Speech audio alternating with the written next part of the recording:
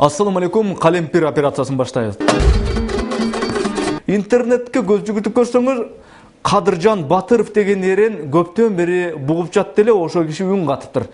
Издөөдө жүргөн Кадыржан Батыров Жогорку Кеңештин төрагасы Ахматбек Келдибековдун үстүнөн доо арыз менен 1-май райондук сотуна кайрылып, 2011-жылы Жогорку Кеңештин ош окуяларын иликтеген депутаттык комиссиясы чыгарган бүтүмдү кабыл алып бекиткени үчүн Жогорку Кеңеш төрагасы Ахматбек Келдибеков жооп берүүгө тийиш деп белгилеп, спикерден 5 миллион сом өндүрүп берүүнү өтүнүптүр. Мындан тышкары маалымат каражаттары аркылуу Өзбек улуттук маданий борборунун Кадыржан Батыров баш болгон мүчөлөрү Имомжан Абдурасулов, Салахудинов, Абдуллаева, Абакжанов, Кудайбердиев, Мирзаходжаев, Абдусаламов жана Акбаровдордон спикер Ахмат Келдибеков кечирим суроого сот аркылуу милдеттендирилүүсүн Кадыржан Батыров сотко түзмө-түз кайрылып сураныптыр. Кадыржандын Кадыржан болсун, албетте биздин демократиялык өлкөдө кимдин укугу бузулса, укугумду коргоп бер деп сотко кайрылууга акысы бар эмеспи. Жеке инсан эмне болуп калыптыр? Бүтүндөй мамлекеттин атынан ош окуяларын иликтеп бергиле деп Кыргызстан билермандары эл аралык коомчулукка кайрылышкан болчу.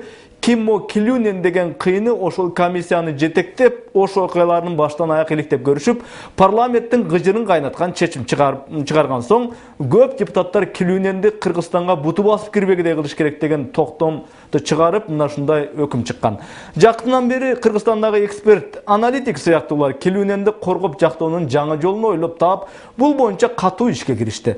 Кыргызстанды жек көрүндү кылуунун жаңы аргасы башталды. Мунун жөнү дагы түшүнүктүү. Өлкөдө президенттик шайлоонун фонунда саясий ыркырашуу болуп турган азыркыдай чакта абалдын угунан чыгарып, Кыргызстанды кичине силкип коюуга эмнеге болбосун? Кыргызстанды силкип коюш оңой эле. Президенттик күрөштө талапкерлер, саясий күчтөр бири-бирин тебелеп тепсеп кетүүгө даяр турган ушундай кырдаалда абалды аңтар теңтер кылып жиберүү текейден арзан иш. Кийинки кезде кээ бир маалымат каражаттары парламенттин Килюнен боюнча кылган мамилеси батышка өтө жакпай калды деген маселени кайра дүңкүлдөтүп беришти. Кыргызстанды Косоводогудай план менен талкалагысы келген батыштын амалы ишке ашпай, эми өлкөнү Балкан сценарийи менен ыдыраткысы келген каалоосу дагы суу кечпей жатканын сезип турган батыш элитасы эми апачык эле өтүгүн төргөйлөп жасачусун жасап кылчусуну кылып ийсемби деп ниет кылып турат. Мунун башкы себеби Кыргызстандын саясий бийлиги акыркы учурда Россия менен негедир жакындаша баштады. Алган эмес, Тажикстан дагы Кремль менен жаркылдап саламдашып, батышты унутууга өттү. Ал эми АКШ болсо Афганистандан аскер күчтөрүн чыгарып баштады. Эми ал күчтөрү бир жакка жайгаштыруу керек да. Каяка жайгаштырат? Каяка болмок эле. Борбордук Азияга албетте. Жайгаштыруудан мурда Кыргызстанга дестабилизациянын жаңы учкунун жаратыш керек. Аны өздөрүнө караштуу эксперт аналитиктердин оозу менен айттырып, эртелигеч элдин мезин чайкоодо. Атүгүл кээде коомдук телеканалда батышчыл саясаттын кермек таамы жыттанай калууда. Батыш кайра эле Кыргызстандагы этникалык өзбектер маселесин козгоп, өлкөдөгү күч структуралары өзбектердин көбүн камады, сабады деген сөздөрдү какшаганын күчөтүүдө. Өзбекстан ислам кыймылынын лагерлеринен машыгуудан өттүк деп, эми даана өч алгычтар пайда болуп, туш келгендин баарын аткылап, өзбегин дагы кыргызын дагы кырууга даяр жанкештилер пайда болсо таң калбайлы коюш керек. Ana ошондо АКШнын укук коргоочу тобу пайда боло калып, Бириккен Улуттар уюму Американын чорунун астында бийлеп, могу конфликтти чечиш үчүн Кыргызстанга тез арада аскер күчтөрүн алып кириш керек деген резолюция кабыл алса, ага дагы таң калбаш керек. Кудай сактасын, антчы болсо Фергана аймагын бүт аламат каптайт. Өтө коркунучтуу абал түзүлөт. Так ушундай божомолдорду АКШнын политологдору өз өлкөсүндө божомол кылып ачык эле айта башташты. Айтып атышса, демек алдын ала ушинтип ойлонулган, ниеттелинген деп түшүнүү керек. Күнөөсү апачык көрүнүп, бирөөнү сайганы сойгону далилденип турган этникалык өзбек кылмышкерлерди бошотулуш керек деп батышчыл укук коргоогучтар какшанып эле келишет. Муну бир эсе атайлап жатап жатышы мүмкүн. Анткени алар канчалык ошентип кыйкырышса, түпкү кыргыз улутунун арасында күнөөлүүнү дагы бошотобу деген кыжыраануу сезими пайда болуп, кыргыздарда ашкере улутчулдук сезими күчөшү мүмкүн. А бул батышка өтө керек нерсе. Ana ошондо Килюненин отчетунда кыргыздарды улутчул деп күнөөлөгөн фактор өзүн өзү толук акташы мүмкүн. Этникалык өзбектерди жактаган, коргогон, аямыш эткен кыйкырыктардын артында көмүскө иштердин көлөкөсү жатат. Эгер эле андай жардам берүү ниети болсо, эл аралык укук коргоогучтар түрмөдөгү боор оруп жаткан адамдарга бардык процедураларды тайманбай карманып деле коргосо болмок. Кыргызстандагы этникалык өзбектер батыштагы укук коргоп берүүчүлөргө өтө катуу таянып, ишенип алышкан болсо, алар аябай катуу жаңылышат. Батышчыл күчтөр ал туугандарды улуттар аралык чабышууга керек болчу бензин катары пайдаланышат. Керек болсо кыргыздардын күйүтүн, арманын дагы батышчыл күчтөр өз кызыкчылыгына пайдалануусунда шек жок.